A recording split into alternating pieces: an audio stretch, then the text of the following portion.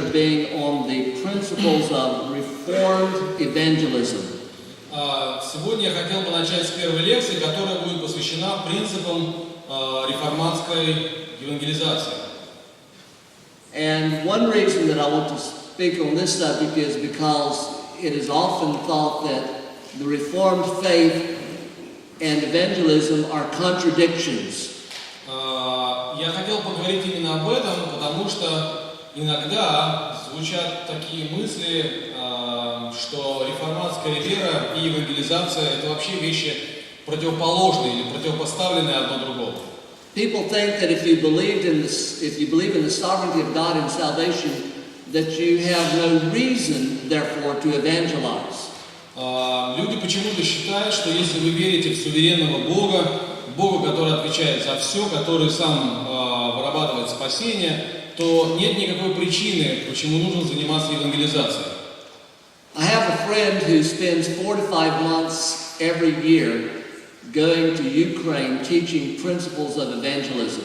У меня друг, он от 4 до 5 месяцев в году проводит в поездках по Украине, преподавая принципы евангелизма.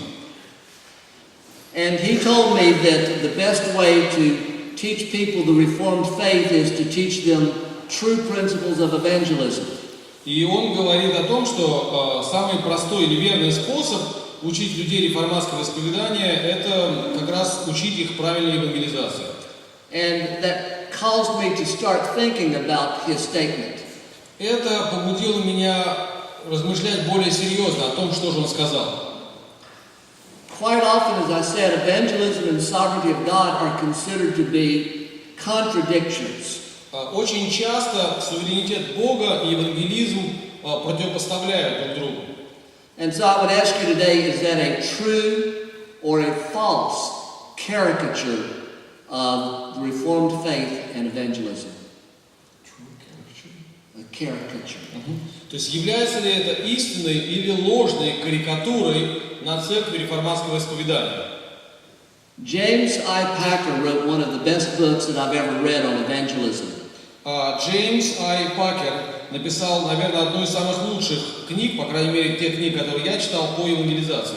It's called Evangelism and the Sovereignty of God. Которая так и называется – евангелизация и суверенитет Божий. I'm not sure, but perhaps it will even be for sale out on the book table. Я, конечно, не уверен, но, может быть, она там вот будет в том числе и на продаже. And if so, then I would encourage you to get that and buy it. Если это так, то я бы посоветовал вам ее купить.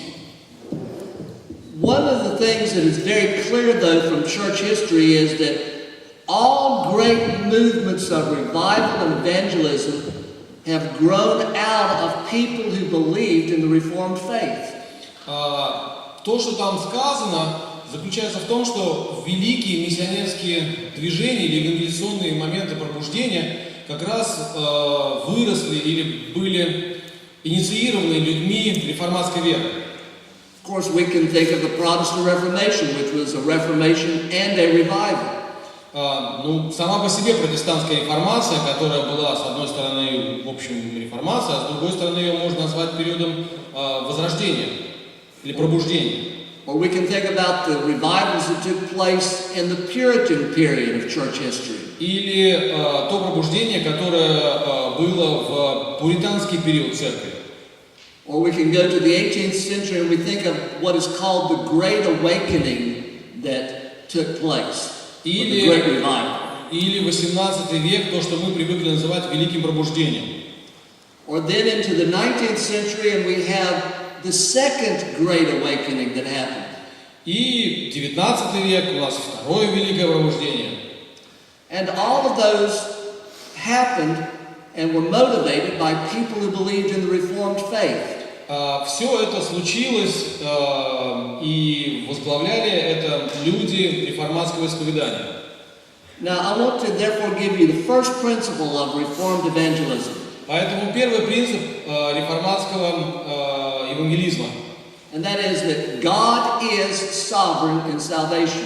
Бог суверен в вопросе спасения. And every Christian acknowledges the sovereignty of God in one way or another. Каждый христианин так или иначе, тем или иным способом признает всевластие или суверенитет Божий. Job acknowledged that when he said, "The Lord gave and the Lord has taken away." Библейский Иов признал это посредством таких слов: Господь дал, Господь взял. Jonah recognized that when he was in the belly of the great fish. Иона пришел к этому признанию, когда находился в чреве большой рыбы. So I want to ask you a question today. Поэтому я бы хотел вам задать вопрос. How many of you have or have had relatives or friends for whom you prayed to the Lord that He would save them? У кого из вас были или еще остаются родственники, за которых вы молитесь об их спасении? Just raise your hand if that is true for you. Если это касается вас, поднимите просто руку. Well, I want to point out to you that when you go to the Lord in prayer and you pray for someone, you are at that point acknowledging that God alone is sovereign. Но я просто хотел сказать вам, в тот момент, когда вы приходите к Богу с молитвой и просите об этом, вы таким образом признаете Его суверенитет. You are acknowledging that only God can save that person. Вы признаете таким образом, что только Бог может спасти этого человека.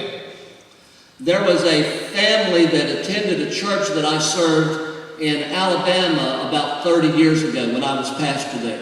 Когда я был пастором лет 30 назад в Алабаме, то у меня была семья в общине. But they would not join the church. Они приходили, но не присоединялись к церкви. So I had a pastoral visit to them. И тогда я нанес им визит такой пасторский. And the husband, the father, said to me, "Well, I can't join the Presbyterian Church because I don't agree with the sovereignty of God in salvation." И тогда муж, или отец, глава семьи, сказал: я не могу присоединиться к пресвитерианской церкви, потому что я не согласен с учением о суверенитете Бога в спасении. And so I asked him this question. Тогда я задал ему следующий вопрос. I said, if I can convince you that you do believe in the sovereignty of God in salvation, will you join the church? Я сказал ему: если я смогу убедить вас в том, что вы уже в это верите, вы тогда к церкви присоединитесь? And he said, yes, of course. Он сказал: да, конечно. I do use that phrase quite often, even in the United States. Я эту фразу в русском варианте даже в Соединенных Штатах часто использую. I can't speak enough Russian when you are talking with me to understand everything you say, but I do sing the hymns and know what I'm singing. Разговаривать я с вами вряд ли смогу, понимая все, что вы говорите, но я пою гимны, и я понимаю в общих чертах, о чем я пою. But I had a conversation with this man, and I convinced him that he really did believe in the sovereignty of God. Но так или иначе, у нас завязался разговор с этим человеком, и я убедил его в том, что он уже на самом деле верит в суверенитет Божий. And the way I did it was that I showed him that when he prays to God, he must believe in God's sovereignty. Я просто показал ему как раз то, что в тот момент, когда он молится, он уже все вверяет в руки суверенного Бога. Because no one ever prays to God a prayer like this. Потому что никто не молится Богу следующей молитвой. God, this person is completely left to his own free will. Боже, вот этот человек абсолютно предоставлен только лишь собственной воле. God, there is nothing that you can do about this matter. Боже, нет ничего, что ты можешь сделать для этого человека. If he is going to be saved, he must be saved by his free will alone. Боже, если он и будет спасенным, то это лишь результат его собственных действий или проявления его собственной воли. No true Christian ever prays like that. Ни один нормальный христианин так не молится. A true Christian prays like the following. Истинный христианин молится примерно следующим образом. God, my relative has a hard heart and you must break it down. Боже, или Господь, у моего родственника ожесточенное, очень окаменевшее сердце, которое тебе нужно разломать. Their eyes are blinded and you must open them. Он абсолютно ослеп, и поэтому я молю о том, чтобы ты открыл его глаза. You alone can save them, God, and I pray that you would. Лишь ты можешь его спасти, и я молю тебя о том, чтобы ты это сделал. And so I tell people that every Christian in the world is a Calvinist when he is on his knees. И поэтому я говорю людям о том, что на самом деле любой истинный христианин становится кальвинистом, когда встает перед Богом на колени. It is only when we get up off of our knees and we stand on our feet that we become proud and we begin to argue against Calvinism. Только лишь когда мы встаем с колен и начинаем думать уже по-своему, вот тогда мы начинаем спорить с кальвинизмом. And so we acknowledge, every one of us, to begin with, that God indeed is sovereign in salvation. Поэтому начать нужно с того, что мы признаем, на самом деле мы понимаем, что лишь Бог ответственен или Он суверен в вопросе спасения. There was that famous example about the minister Charles Simeon who had a conversation with John Wesley one time. Однажды, это известный такой пример, Чарльз Симеон, у него был разговор или спор с Уэсли. And he started the conversation like this. Симеон начал разговор следующим образом. He said, Mr. Wesley, he said, you are an Arminian and I am a Calvinist. Он сказал, вы или ты, Уэсли, армянин, а я кальвинист.